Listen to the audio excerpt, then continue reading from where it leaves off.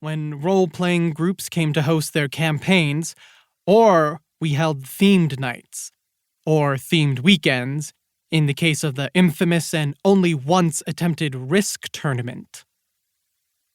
A staff-only door behind the gaming tables led to a storage room that made the rest of the shop look as minimalistic as an IKEA catalog, thanks to Dad's near-legendary lack of organization skills.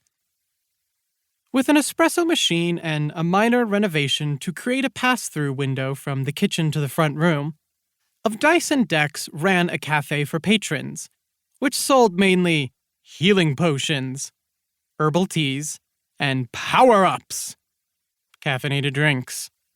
The smell of coffee gave the shop a lulling sort of feel. For me at least, though, some of our Mormon patrons tended to look at it like a vampire in a blood bank who had sworn off drinking the stuff. Besides the few customers using the gaming room, we'd hit an afternoon lull. At the moment, there were no customers in the front room. The barista, Sophie Vaughn, leaned against her window, eyebrows raised over her glasses.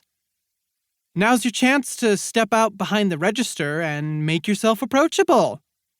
Sophie, whose hair had been buzzed as long as I'd known her, and she'd run the cafe since the 90s, long enough that I could remember her picking me up from preschool when Dad was busy manning the shop, usually donned a t-shirt of the geeky variety. The idea, according to her, was that you would get the customers to smile and, ultimately, buy a drink. It tended to work in her favor. Today, it was a tank top with the bunny from Monty Python and the Holy Grail ready to attack. An effective choice. Nerds love quoting Monty Python, and from there, it only took a few changes of conversation topics to convince them that they needed a coffee. It stared back at me menacingly, as if it would indeed attack were I not a sufficient enough store manager. I'd say Dad was right and that I should have gone to business school, except that he encouraged me the moment I finished college to forget grad school and run the board game shop with him. In your opinion, I said, how necessary would that be? Not mandatory. Nothing's mandatory. But conversation's better for selling games, Sophie frowned.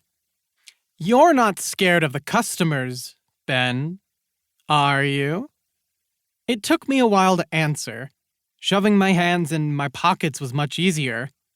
What if, I muttered, just loud enough that she'd have a chance at hearing me, they don't like me so much that I ruined the whole business. For heaven's sake, Ben, you're 30. You're too old to be shy. 30. Yes. As of today, in fact. But I had no interest in correcting her. It would only make me seem self-conscious about my age, and I was trying very hard not to be. My goal was to not have 30 be a milestone birthday, but to have it pass quietly, and without the mysterious back pain every Instagram meme seemed to promise would follow once I hit it. It's not shyness, it's self-preservation. Look at me. You think someone like me had a pleasant time in high school? She gave me a look, sizing up my messy haircut courtesy of Bargain Clips, trademark, it's adequate, and my jacket with the useless patches at the elbow. It had been sensible enough when I was an adjunct professor.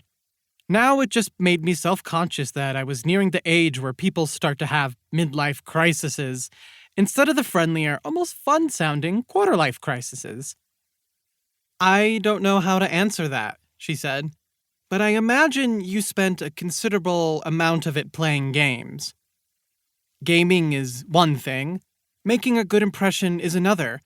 What if I make a fool of myself and we lose customers?